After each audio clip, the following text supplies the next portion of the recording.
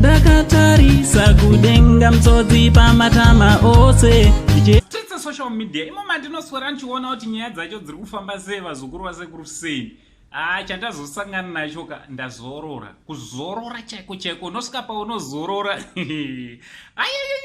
Zviri kuitika muZimbabwe zvakaoma. Ndisati ndakudzai zvandasangana nazvo zvadhimoni rataura zita raJava neraJinimbo. Kana wanga usati wasubscribe pathis channel, ndinokurudzira kuti chisubscribe, woisa notification bell kuitira kuti pega patinoupload a video you will be notified. Ndinokutendai vazukuru nesupport yese yamunopa pachannel penyu. Ndinoda kutendai vazukuru nekuramba muchimira nesu nguva ipi neipi anditi nekuti panapa pamusha penyu na the only Zimbabwean uncle sekuru ndindega vazukuru hanzvadzi yamai venyu anditi right. So mukutendera kwanoita mumastreets social media, vazukuru ndoda kuti mundinzwisise. Izvo zviri panapa kandiziva asi handina kufara nazvo. Ndiri kuita hangu sati uri kuseka but handina kufara nazvo anditi ndabva ndasanganawo neimwewo svondo pamanifesta dhimoni richimanifesta rabva rataura kuti rataura zvakawanda zvikanzi Ginimbi hanzi rati ndini boss anditi zvikanzi boss chii zvikanzi aiwa ndini boss G anditi ndini boss G ndiwe boss G. But unoziva kuti vazukuru hamena kuti mumachechi zvinofamba sei. Why do we continue asking kana riri dhimoni zveshuwa? Why do we continue asking mweya yezvina zvinisizvo? Inini kandakuda kukudzai from a perspective ye-theologian. I'm a theologian vazukuru. Ndakatomaitawo the subject rinonzi demonology.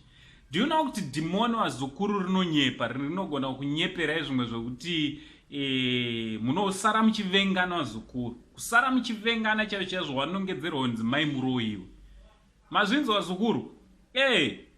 I don't know how far true it is zvangu zvanga zvichitaurwa nedhimoni ranga richimanifesta rakagara pane umwe muzukuru wangu. Kondodi vamwe vazukuru wangu vanobuda madhimoni. Muzukuru wangu. So dhimoni ranga ichitaura zvakawanda rikati Java kunyange t-shirt yanga akapfeka muione zvekuti twabamu ndezvekuinitiata vanhu Ginimbi. But pandaona futi kuti dhimoni iri dai vamubata zvakanaka munhu aivaudza chokwadi because razotaura zvoni kufacebook Ginimbi kufacebook tisi tinotoendawo naye tisi taitoenda naye Ginimbi kwake kumasabhabhu tinetirawo kuinstagram kumasabhabhu ekuinstagram ndokwataiziva kuti Ginimbi ndokwaidi kwaibata zvakanyanya. So imwe information unoona kuti iri kutaurwa nemunhu in the name of manifestation information iri kuseculata maspeculations evanhu hazvina chokwadi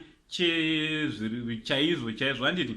So guys, what do you think nedhimoni riri kunzi rabuda ndiboss G handiti? We should let this man rest in peace handiti.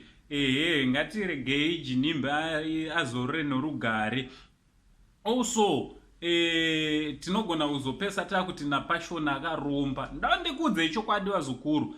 Kana nichitaura batisai mazwi sekungotaurwa kunoitwa kunzi Ginimbi akaromba, especially kana pachibuda zvakadaika. Guys, speculations, let's stop zvinhu zvakadai handiti.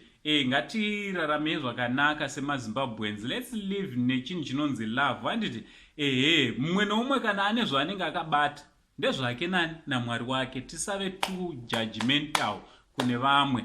And also zvinhu zvinorwadza, just imagine family yaGinimbi vachinzwa kuti pane dhimoni rabuda richiti mwana wavo. Unoona kuti zvinhu zvinenge zvisiri right handiti. Let's try and let this man to rest in peace handiti. Na Uncle Saint, the only Zimbabwean uncle, ndichiti much love.